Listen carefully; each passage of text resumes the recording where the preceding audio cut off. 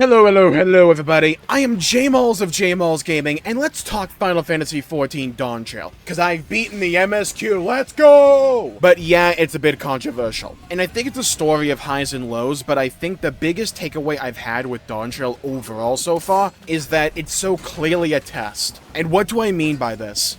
A lot of people went into Dawntrail expecting them to lay out a bunch of loose plot threads that they can pull from in the future to tell stories for the next 10 years or so. We went into it largely expecting that. But I think the biggest test, right, that they are actively trying to go for is what type of story are people more receptive to? What do I mean by that? Dawntrail is a tale of two halves. You have this first half chunk, which is largely the rite of succession, and then you have the second half chunk, spoilers by the way, from here on out, you have this second half chunk that is Alexandria, Solution 9, Heritage Found, and the 6th Zone. And as I was playing through the MSQ and looking back on it, they are written in entirely different ways. And I think that's by design, because I think they want to see which half do people like the most.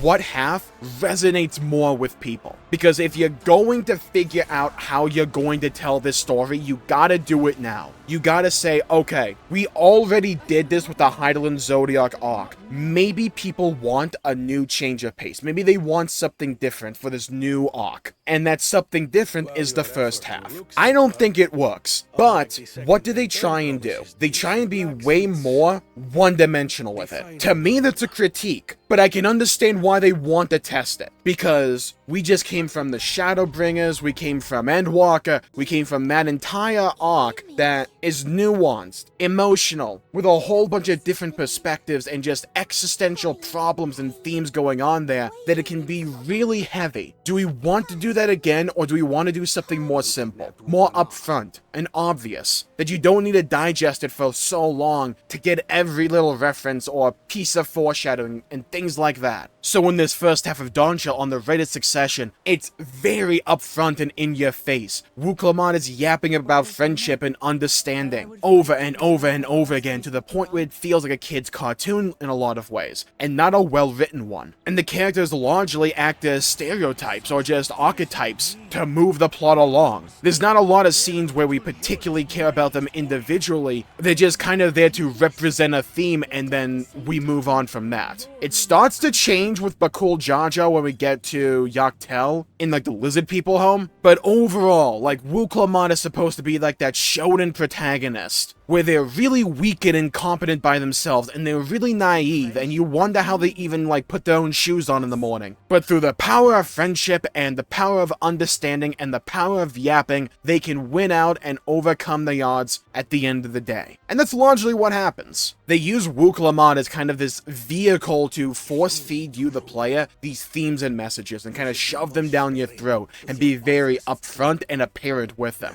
There's no real room for subtlety or nuance, again, until we get to Yaktel a little bit. But for the most part, any problem that is posed to us, largely Wuklamon, can just be solved by, well, let's understand them and let's come together. It's very black and white binary storytelling. And you pair that alongside the overall more upbeat and positive vibes that the first half has, because it's trying to be that summer vacation after the depressing hell we just went through with Endwalker and Shadowbringers. You pair all of this alongside each other. The lighter tones and atmosphere, repetitive dialogue that's trying to force feed you these themes and messages down your throat in a very Disney-esque way, but a bad parody of Disney. And a lot of people will go, well, what the hell happened here? Did this get rushed? Did they get new writers? What's going on here? I think it was deliberate. Yeah, I do. I think it is deliberate. They want to test, at least this is what I think, they want to test whether or not this will be receptive to people. Maybe people view it to be a lot of fun and just be whimsical overall. That's not what I'm picking up from it, but I think that's what they were going for. And then you cut on over to, say, Heritage Found and the 6th Zone and Solution 9, and the story and storytelling overall takes a drastic turn. I don't think it gets to the highs of, say, Shadowbringers or Endwalker, but it's more in that style of telling a story, being far more nuanced, understandable,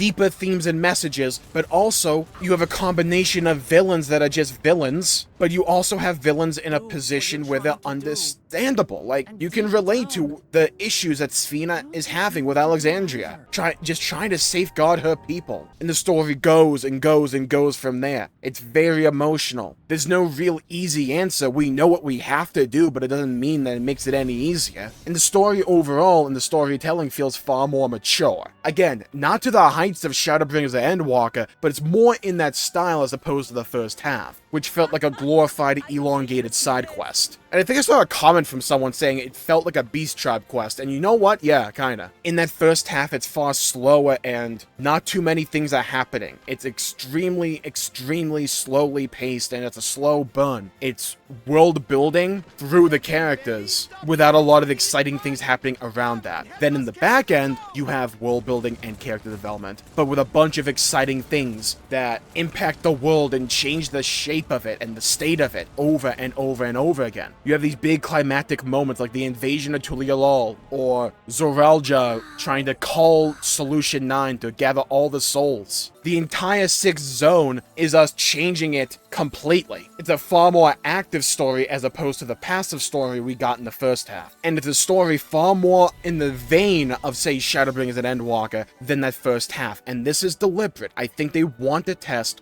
which half do people generally prefer, gravitate towards, and like. Because once they have that information, down the line, most people aren't going to care that 90 to 95 was a bit slow, right? Most people aren't going to care. It may not get rated that highly, but it's actionable information and intelligence they can use in the future to guide where and how they tell this story going into the future. I think they were also testing the MC. Do they want to have another character kind of fill this slot of main character other than the Warrior of Light? I don't think it worked in Stormblood with Lys, and I think Lys was a better character than Wuk-Lamat. And I definitely don't think it worked with Wuk-Lamat being the MC in Dawntrail, at least in that first half.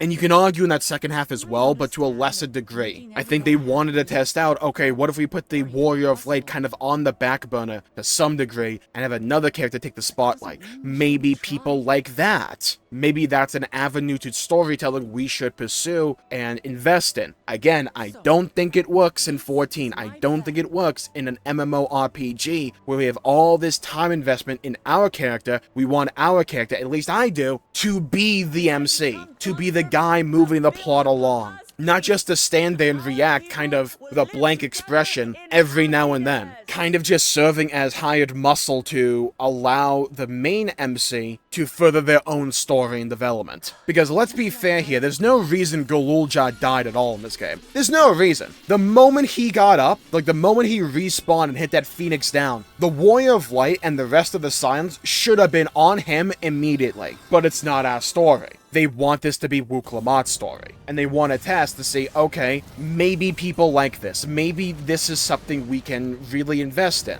I don't think it works. I think it feels contrived. It feels annoying that we have these big moments where a character may die that we could have easily prevented, but they want the focus to be on someone else, so we just hang back and do nothing. I've heard that some people try and view this as, like, the Warrior of Light being a teacher to the student of Wuk-Lamat, but, like, that only works if we actively teach her anything, and we, like, don't. Every time we hang out with her, we say maybe, like, what, 2 sentences, and that's it? And she just yaps to us repeatedly. I think Wuk-Lamat is largely a victim of the storytelling style that the first half goes, because she is the main character for that first half especially, and since they're actively trying to shove down these themes and messages, they use Wuk-Lamat as a vehicle to do that, and I think it compromises her as a character and my desire to ever see in this story again. Though I do think she'll take the role of someone more like Americ back in Heavensward, where Americ was a big character in Heavensward, then afterwards we rarely ever saw him. It was just like, oh yeah, you exist, hey, how you doing? I think that's what they're gonna probably do with Wuk-Lamat. I think the overall vibe and consensus is that the second half is more well received than the first half, because I think it was just better written. The first half, I'm not saying the second half's like perfect in this regard as well, I'm just saying it's better than the first half. First half was a lot of telling, not showing. A lot of just things happen, but we don't get shown enough to really care about it. Like that first trial with Wuk-Lamat going to find an alpaca, that's off-screen. There's not enough gameplay sections, there's way too many cutscenes, it's way too much just what I call gacha storytelling, where if you ever played a gacha game and you like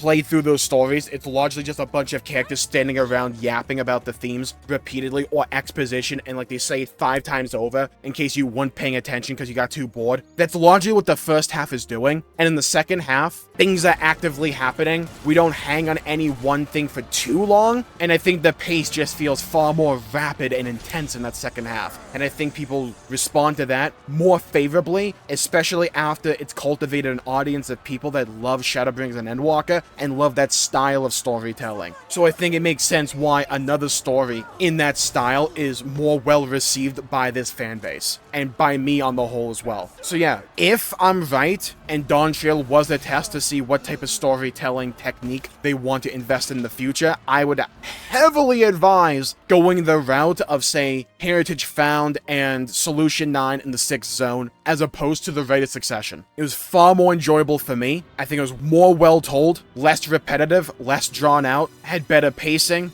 better locations and set pieces, and was just overall cooler. It had far more consequential, big climactic events than the first half. So yeah, but let me know what you think in the comments down below. At the end of the day, this is just my own opinion and my own perspective on the situation and what I think they wanted Dawntrail to serve as. This giant test. And in that regard, I think it worked. So with that, I'll call the video there for the day. Leave a comment down below with your thoughts, your opinions, your perspectives on Dawntrail. What was your favorite moment, by the way? I'd love to hear your thoughts. For me, it was probably that 6th Zone. It was really cool, let's be fair here. It was really cool, and I loved, like, it changing as we went along. But also, Heritage Found is gorgeous, isn't it? Alright, I won't keep you, though. Thank you all for tuning in. Make sure to leave a like and subscribe if you want to see more content about Final Fantasy XIV and other games on this channel, because my full review and impressions of Dawntrail will be coming up rather soon. Thank you all for tuning in. Stay safe, have a great day, and I'll see you all next time. Bye-bye, everybody. Until we meet again!